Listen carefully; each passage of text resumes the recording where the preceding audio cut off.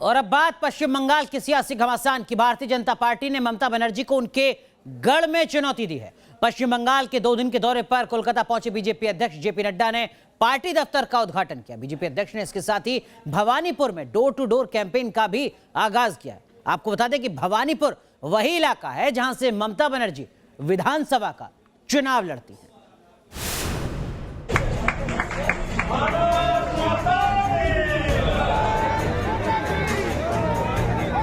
बंगाल में बीजेपी का master plan active. Mamata Banerjee को उनके गढ़ में चुनौती देने की तैयारी। ये ममता के गढ़ में बीजेपी की हुंकार है। 2 दिन के पश्चिम बंगाल दौरे पर कोलकाता पहुंचे बीजेपी अध्यक्ष जेपी नड्डा ने सीधे सीएम ममता बनर्जी को उनके ही विधानसभा में चुनौती दे दी है। जेपी नड्डा ने भवानीपुर की तंग गलियों में घूम घूमकर बीजेपी का प्रचार किया और लोगों की परेशानियां सुनी। बीजेपी ने पश्चिम बंगाल में आर नोई अन्याय अभियान शुरू किया है। इस अभियान का मकसद वैसे लोगों से संपर्क साधना है जो कई सालों से टीएमसी राज से खफा हैं। जेपी नड्डा ने भवानीपुर में इसी अभियान को जनता से सीधे जोड़ने की कोशिश की है।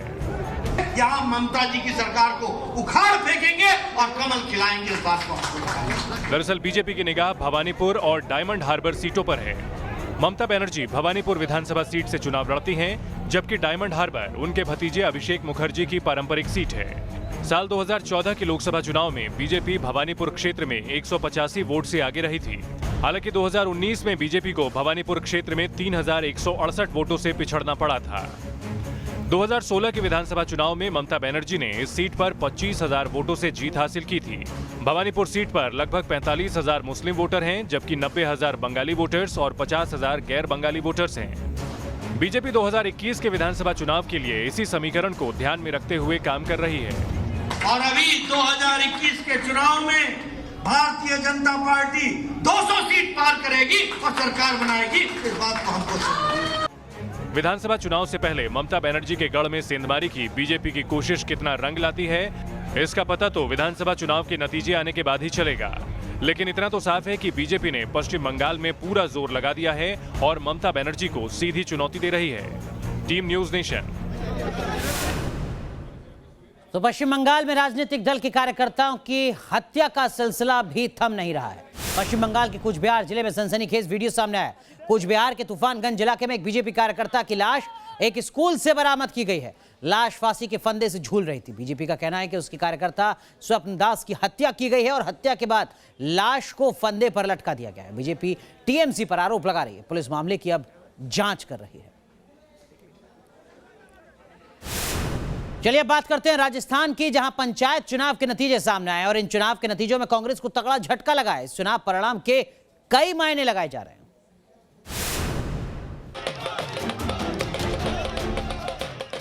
राजस्थान में किसान कानून का मुद्दा फेल।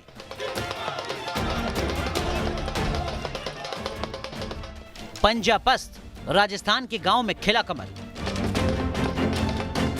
राजस्थान के 21 जिलों में पंचायत समिति और जिला परिषद सदस्यों के चुनाव में कांग्रेस पर बढ़त हासिल हुई है। कांग्रेस को लगे झटके का अंदाजा इस बात से लगाया जा सकता है कि 10 साल में पहली बार सत्ताधारी दल ऐसे हार का मुंह देख रहा है। कांग्रेस की करारी हार का अंदाजा इस बात से भी लगाया जा सकता है कि दिग्गज कांग्रेसी नेताओं के गढ़ में भी पार्टी को हार मिली है। सचिन पायलट, गोविंद डोटासारा जैसे दिग्गजों के इलाके में कांग्रेस को हार का सामना करना पड़ा। राजस्थान में जिला परिषद और पंचायत समिति के चुनाव में भारतीय जनता पार्टी को अप्रत्याशित जीत मिली है। जिला परिषद के इस चुनाव में पूरे राजस्थान के ग्रामीण इलाकों के मुख्यतः किसान 2.5 करोड़ वोटर थे और उनका ये फैसला है। राजस्थान के पंचायत चुनाव के नतीजों से बीजेपी काफी उत्साहित है, जबकि राज्य के सत्ता पर आसीन कांग्रेस के लिए इन नतीजों ने खतरे की घंटी बजा दी है। पंचायत चुनावों में मिली जीत से बीजेपी राष्ट्रीय अध्यक्ष जेपी नड्डा गदगद है।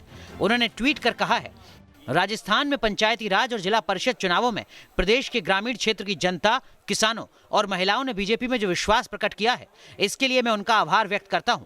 यह जीत गांव, गरीब, किसान और मजदूर के प्रधानमंत्री नरेंद्र मोदी में विश्वास का प्रतीक है। राजस्थान में पंचायती राज चुनावों में मिली सफलता के बाद भारतीय जनता पार्टी की बल्ले बल्ले है और ये तस्वीर है भारतीय जनता पार्टी के कार्यालय की, जहां कार्यकर्ता झूम रहे हैं और अपनी जीत पर जश्न मना रहे हैं।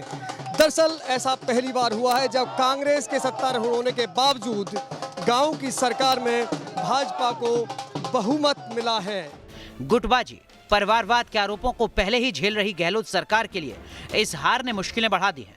गहलोत सरकार भी बीजेपी पर सरकार गिराने का आरोप लगा रही है। गहलोत पहले भी बीजेपी पर सरकार गिराने का आरोप लगा चुके हैं। बीजेपी की जीत के बाद उनकी सरकार पर दबाव बढ़ना तय लग रहा है। Team news nation. चलिए बात करते हैं मौसम की। पहाड़ों पर जबरदस्त बर्फबारी हो रही है, जिसके चलते मैदानी इलाकों में सर्दी और कोहरे का प्रकोप बढ़ने लगा है। देश की राजधानी दिल्ली भी उससे अछूती नहीं है। वहीं दूसरी तरफ पंजाब में भी धुंध और कोहरा कहर ढाने लगा है।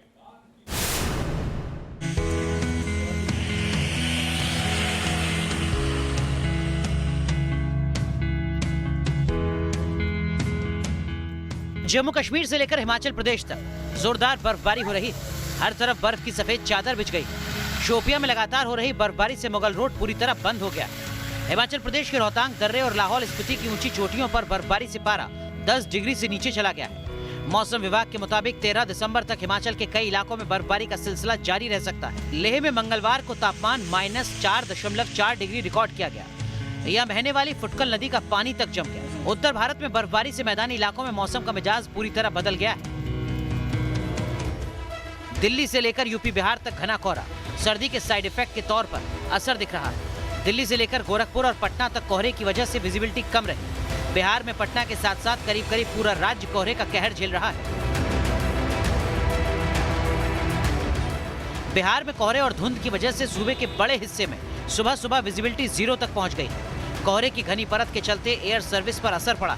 सड़क पर ट्रैफिक भी प्रभावित हो रहा है। मौसम विभाग का अनुमान है कि अगले 2 से 3 दिन तक कोहरे और धुंध से राहत नहीं मिल सकती। हमारा कल रात को हमारी जो फ्लाइट थी वो कैंसिल कर दिया गया। क्या बताया गया, क्यों फ्लाइट कैंसिल हुई? वो धूप था, वो था ना, कुहासा था, इसकी वजह से। अब क्या मैसेज आया? अब हमारे पास मैसेज आया है कि आपके 8 बजे का फ्लाइट है शाम को। 9 बजे हमारी फ्लाइट 9:10 पे। उसके बाद 11:30 बजे हमें बताया गया कि आपकी फ्लाइट कैंसिल हो गई है। 9 बजे तक हम लोग फ्लाइट के इंतजार में हैं। कुहासा के चलते अभी फ्लाइट का कोई अभी लैंड नहीं की है। उत्तर प्रदेश के गोरखपुर, मेरठ, मुजफ्फरनगर, नोएडा और गाजियाबाद के आसमान में सुबह के वक्त कोहरे की घनी चादर देखने को मिल रही है। पिछले 24 घंटे के दौरान प्रदेश के कई हिस्सों में गहरा कोहरा छाया हुआ है, जबकि मौसम पूरी तरह शुष्क है। मौसम विभाग के मुताबिक 11 दिसंबर तक यूपी के कुछ इलाकों में हल्का और कुछ जगह गहरा कोहरा छाए रहने का अनुमान है। कल से मौसम एकाएक चेंज हो गया अपने आप। और सुबह हम लोग 6 बजे निकले हैं, दिखाई नहीं दे रहा था, कोहरा बहुत ज़्यादा है। अचानक से फॉग वगैरह ज़्यादा हो गया है, पहले इतना नहीं था। अब कार वार चलाने में दिक्कत तो सबको ही हो रही है गोरखपुर में। और फिलहाल हमें तो ड्राइव करने में बहुत ज़्यादा प्रॉब्लम आ रही है। अभी हम निकल रहे थे बाहर की तरफ तो जो है देखा बहुत ज़्यादा कोहरा था। दिल्ली में अल सुबह हर तरफ कोहरे का कोहराम दिख रहा है। पिछले कुछ दिनों से दिल्ली और आसपास के इलाकों में कोहरा बढ़ता जा रहा है। मौसम विभाग के मुताबिक हवा की दिशा बदलकर पश्चिम और उत्तर पश्चिम की ओर होने से तापमान में और गिरावट होने का अंदेशा है। पश्चिम हिमालय से बर्फीली हवाएं मैदानी इलाके की ओर आ रही हैं। ऐसे में ठंड का टॉर्चर बढ़ने वाला है। लेकिन कुदरत के रंग भी निराले हैं। जिस वक्त पूरा उत्तर भारत ठंड और कोहरे का सितम झेल रहा है, उस वक्त देश की आर्थिक राजधानी मुंबई में पारा रिकॉर्ड बना रहा है। मंगलवार को मुंबई के सांता क्रूज में अधिकतम तापमान 36.4 डिग्री सेल्सियस दर्ज किया गया, जो पिछले 10 साल में दिसंबर महीने में दूसरा सबसे ज्यादा है। Team news nation. और अब बात आंध्र प्रदेश की, जहां के एक इलाके में फैली रहस्यमय बीमारी को डिकोड कर लिया गया है। क्यों आखिर ये बीमारी फैल रही थी, इस रिपोर्ट के जरिए समझिए।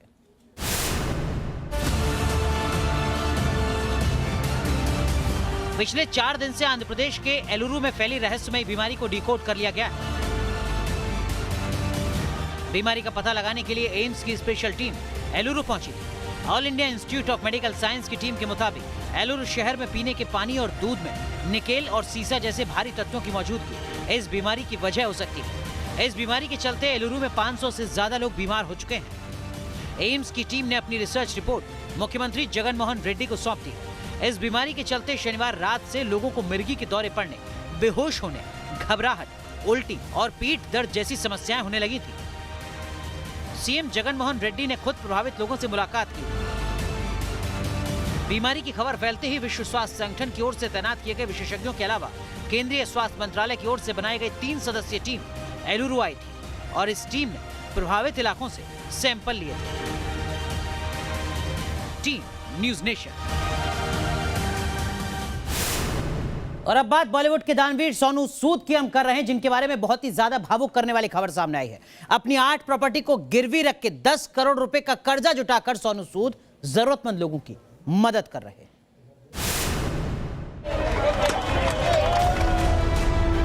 लॉकडाउन में गरीब मजदूरों को अपने खर्च पर उनके घर पहुंचाना हो या गरीब परिवार के बच्चों की पढ़ने में मदद का इंतजाम करना या फिर लंबे वक्त से बीमार पड़े लोगों के ऑपरेशन का पूरा खर्चा उठाना। भिलाई छत्तीसगढ़ का रहने वाला हूँ। सोनू सूद को यूं ही लोग मसीहा नहीं कहते। तो मुझे ऐसा लगा कि सच में बहुत मसीहा है, और जब मैं देखती हूँ तो मेरे आंखों से एक आंसू छलकते हैं उनके लिए, कि मैं आज तक इतनी फिल्म इंडस्ट्री में इतने लोगों को देखा है, लोगों के नाम सुना है, और आज ये इतना मसीहा बन के लोगों की मदद कर रहे हैं। वो आम लोगों की मदद के लिए हमेशा आगे आते रहे हैं। एक ट्वीट, एक चिट्ठी या फिर एक फोन कॉल, बस मदद की गुहार सोनू सूद तक पहुंची नहीं कि वो सामने वाले की परेशानी दूर कर देते। और लोगों की मदद के दौरान उनके लिए रकम कभी समस्या नहीं रही। लोग सवाल भी पूछते रहे कि दूसरों की मदद के लिए आखिर सोनू सूद के पास इतना पैसा आता कहां से। मीडिया रिपोर्ट्स के मुताबिक लोगों की मदद के लिए सोनू ने अपनी 8 प्रॉपर्टी गिरवी रख दी। खबरों के मुताबिक सोनू सूद ने अपनी 8 प्रॉपर्टी गिरवी रख 10 करोड़ रुपए जमा किए हैं और अब खुले दिल से सभी की मदद के लिए आगे आ रहे हैं। खबरों की माने तो 10 करोड़ रुपए जुटाने के लिए सोनू ने मुंबई के जुहू इलाके में मौजूद अपनी 8 प्रॉपर्टी को गिरवी रखा है।